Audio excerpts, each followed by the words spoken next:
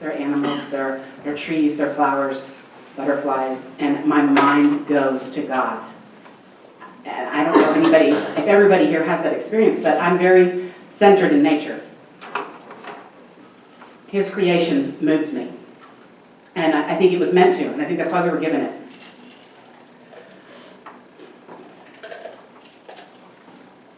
I love this passage. The woman clothed with the sun, giving birth to a male child in Revelation. I have a hard time with people not understanding who they're talking about whenever you're reading scripture, but if you don't know, you don't know.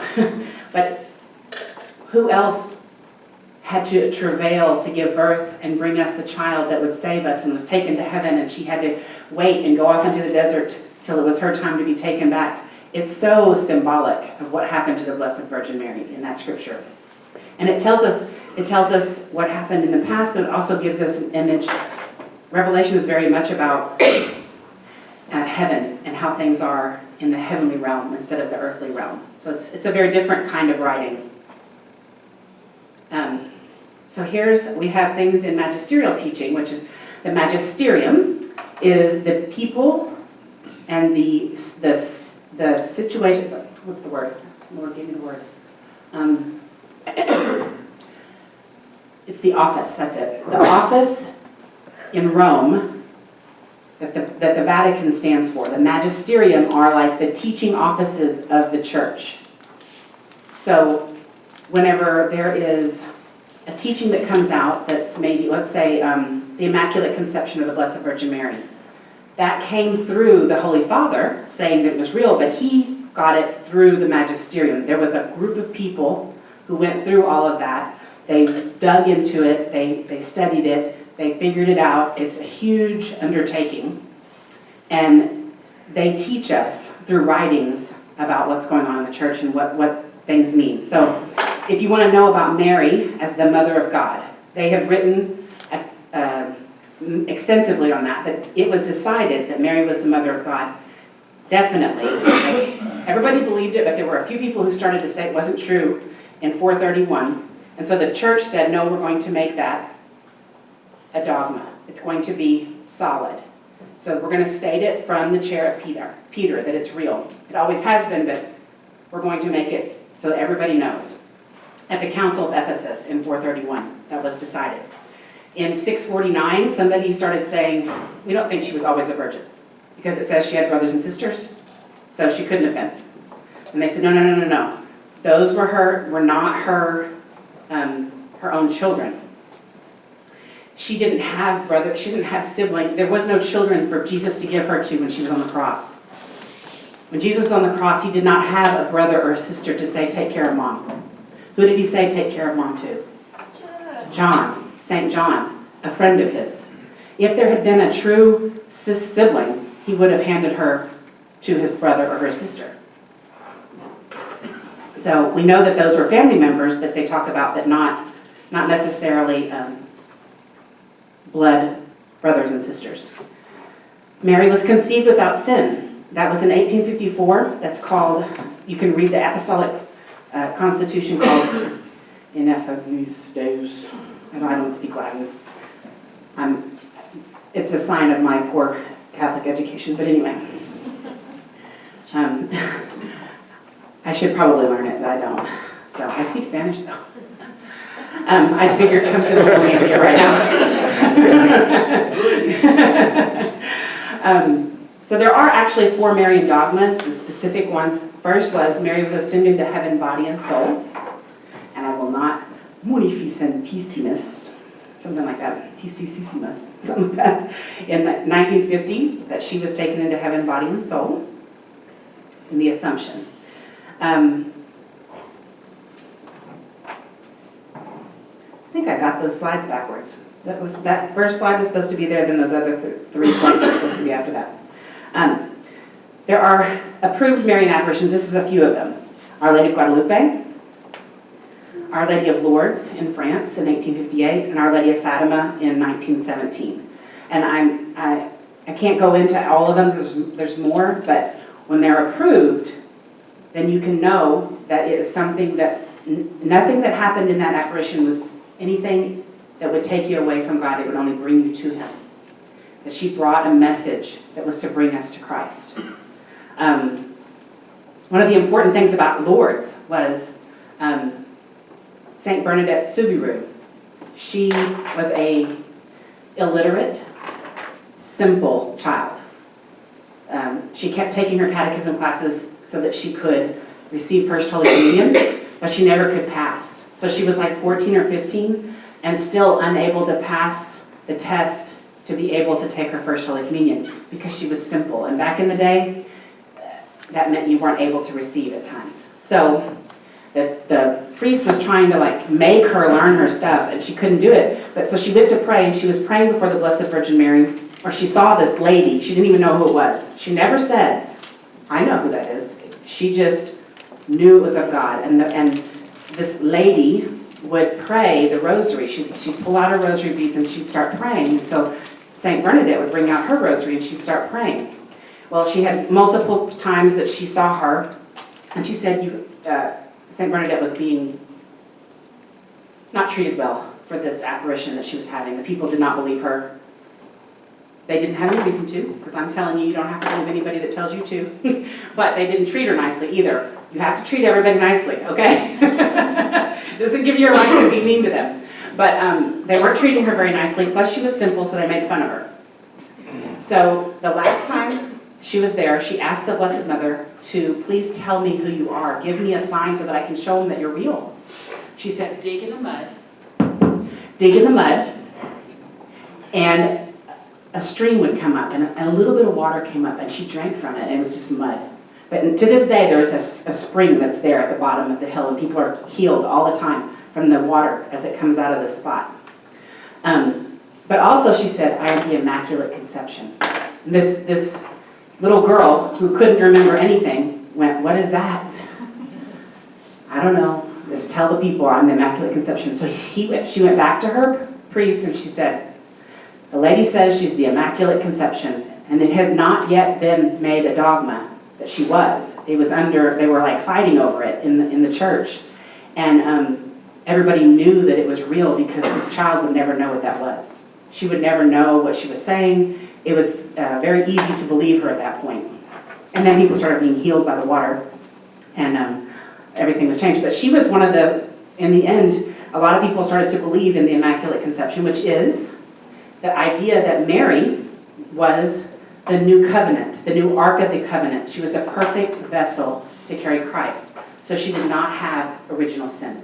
That she was somehow preserved by grace, and she was full of grace. The angel, when she appeared, said, you're full of grace, which means you do not have any spot of sin in you, because it's all grace. So she could become the new covenant. She could be the perfect tabernacle to bring forth the Son, so that he could be created in perfection, so that he would also be created of God, but also of human, but not with any stain. Where we have many devotions, so you'll see many people praying the rosary. None of these things do not have to be done.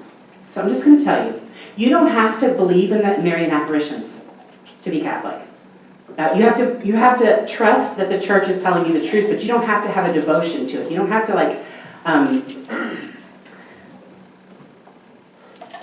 place all your faith on this idea that the Blessed Virgin Mary appeared one day. You have to trust that the church is not leading you astray, in that it believes and that she does appear and lead people to her Son. But you don't necessarily have to have a personal devotion to each apparition or each message that she said.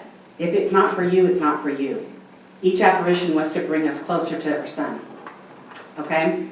And the rosary is a beautiful meditation, and if you go to a funeral, you will pray it. But if you don't find it helpful at this point in your life, I would say, wait. Ask the Son to show you his mother. He'll bring you to her, but it may not be your time yet. There are times in my life when the rosary has meant so much. I didn't want to be a sister. When I first got out of high school, I was a poor student. And I wanted to go to college to be a nurse, but I didn't think I could make it. I got C's most of my life in high school. So I decided to join the Air Force, and I was in the Air Force for 3 years. And while I was in the military, kind of lost my faith for a little while there. It's hard to stay strong in your faith when you're surrounded by a whole bunch of people that do not care and who behave in really bad ways. And so I came from this little tiny Catholic bubble, joined the military, burst my bubble, and learned a lot about the world, and felt like church was not the place for me. I didn't know how to connect who I had been in the church and then who I felt like I was in the military.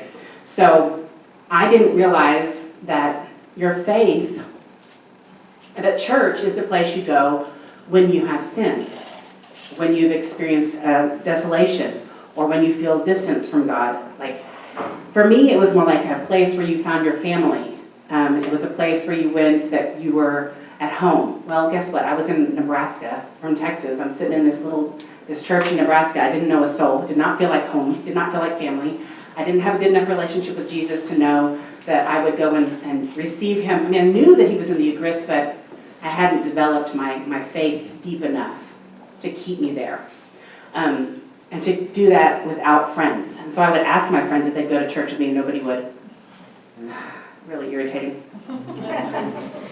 But we were all hungover, so it's kind of hard to get somebody to go in that state. But I was going to go. I did it in high school. Why couldn't I do it now? So anyway, I finally decided to go back when a friend of mine took me to her non-denominational Pentecostal church. It was an experience. Let's just put it that way.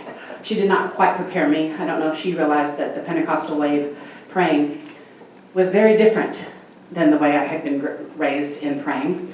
And they were very unorthodox in their practice of their praying too. So they had a preacher would preach, and if anybody felt that they were receiving a word, they just stood up in the middle of the congregation and started praying in whatever language it came to them in.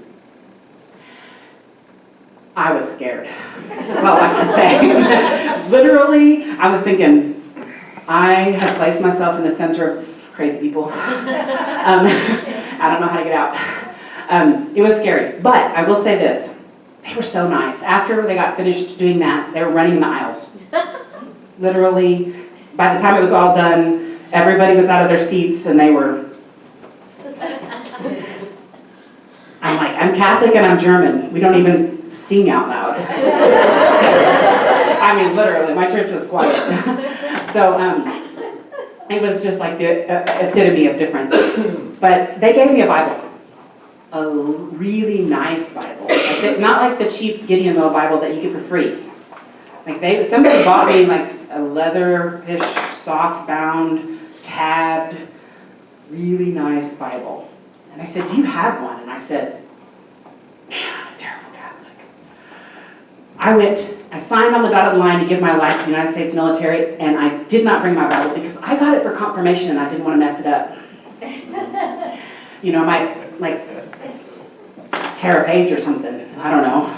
So I didn't have a Bible, and I started reading, and I found Jesus again through his word in a way that I've never, ever experienced. I was a reader, but finally I was reading good stuff. Finally I was reading his words. And if you've ever thought, I wish I could hear from God, you're not reading the scriptures, because you're hearing from him every day if you read the scriptures. You can't say, I haven't heard from Jesus, unless you're reading his word. I mean, you can say it, but don't say that you can't, because you can. It's right there. But when I got out of the military, I thought, I don't know if I can be Catholic anymore, because nobody ever told me I needed to read the scripture. So I started going back to the Catholic Church, but I was like, I don't know. And I walked into Mass, and I remember thinking, I sat down with my Bible, and I thought, I had read it. I had read the whole thing. I would read for 4 and 5 hours at a time. It was awesome. I still can't read like that. So it was this special time in my life that God gave me this special grace. I sat down and I thought, every word of scripture that I had read, I started hearing from the mouth of the priest in Mass. I started realizing that almost the entire Mass was taken straight out of Scripture. Almost every single word. It just started popping in my head. I can't do this now, y'all. It was special. It was a special moment. But then I thought, but what about Mary? So this is when my love of Mary comes in. I decided I was going to do a study on Mary. And I thought, well, the only thing I remember, my parents weren't big on talking about things growing up, so they gave me a rosary. And my mom said, here's a little pamphlet. The Knights of Columbus had these little pamphlets on how to pray the rosary. My mom gave me a rosary and a little pamphlet, and she said, do that. All right. Can you give me something that says what those mysteries mean? You know, because we use big words. So I started looking up in Scripture what each mystery meant and really meditating on it. And I realized, wow, the rosary is a prayer to Mary to intercede, not to be the one doing it, but to intercede for us so that we will know more about Jesus. This works. So I'm really meditating